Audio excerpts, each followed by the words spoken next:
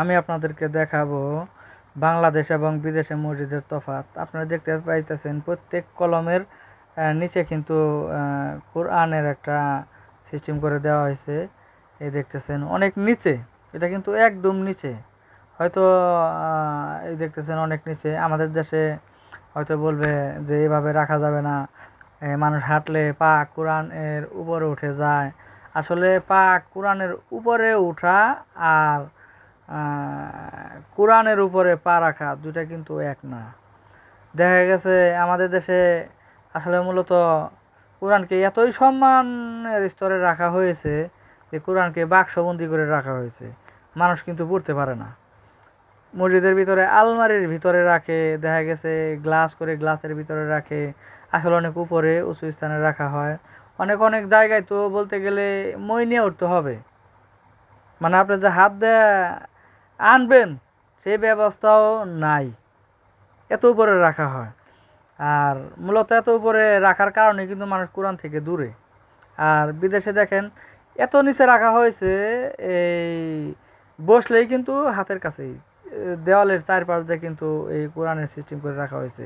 যার কোরআন পড়ার ইচ্ছা, যদি এখানে গিয়ে বসেন হাতের কাছে কোরআন পাবেন।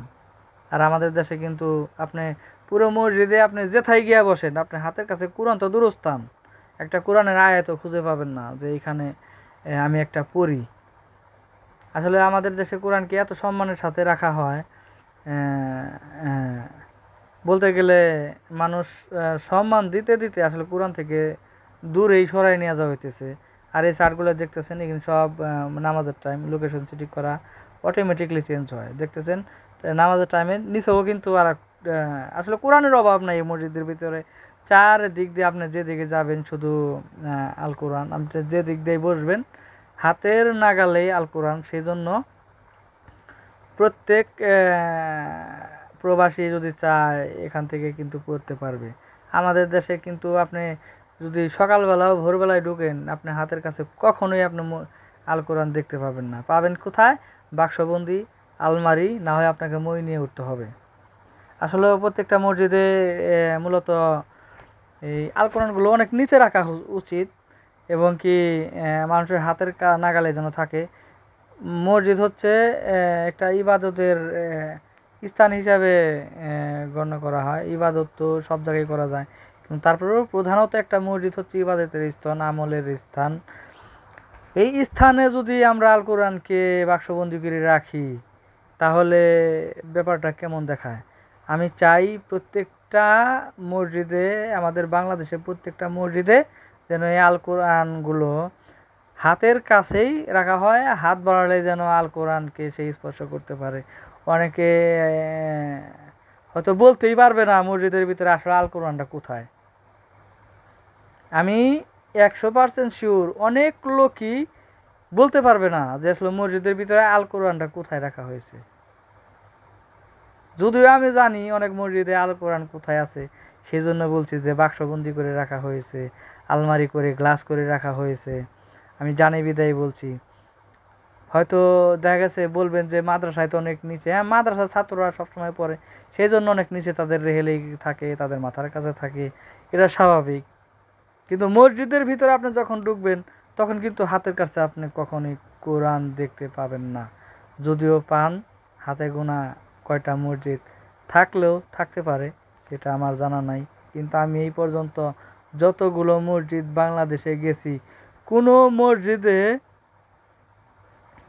আমি একটা মসজিদও আমি বলতে পারব না যে আমার হাতের কাছে আমি কোরআন আমি দুই চোখে দেখছি।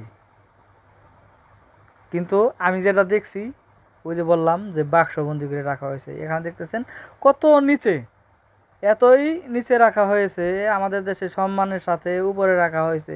আসলে এই সম্মানটা করা ঠিক আছে, মানলাম, কিন্তু এমনভাবে সম্মান দিছেন যেন মানুষ না পড়তে পারে। আপনি সম্মানের সাথে রাখেন যেন মানুষের হাতের নাগালের বাইরে চলে না যায়। আমি আপনাদেরকে এতক্ষণ যে কথাগুলো বললাম সেই কথাগুলো আপনারা নিজের চোখে দেখে নিন যে সামনে কতগুলো লোক দেখতেছেন। আসলে এতগুলো লোককে ড্যাঙ্গায় কিন্তু সামনে যদি আল কোরআন রাখা থাকতো তাহলে কিন্তু ওই আল কোরআন এনে পিছনে বসে পড়া কিন্তু কখনোই সম্ভব ছিল না। প্রত্যেক পিলারের কাছাকাছি কিন্তু আল কোরআন রাখার সুবিধার্থে মানুষ কিন্তু পড়তে পারতেছে। এ দেখেন পাশেই কিন্তু একজন পড়তেছে, সামনে কিন্তু আরও লোক পড়তেছে। আসলে এতগুলো লোক ড্যাঙ্গে তাদেরকে দেখানো আমার পক্ষে সম্ভব না। আমার প্রশ্ন হচ্ছে, আমাদের দেশে আল কোরআনকে বাক্সবন্দি করে রাখা হয়েছে কেন?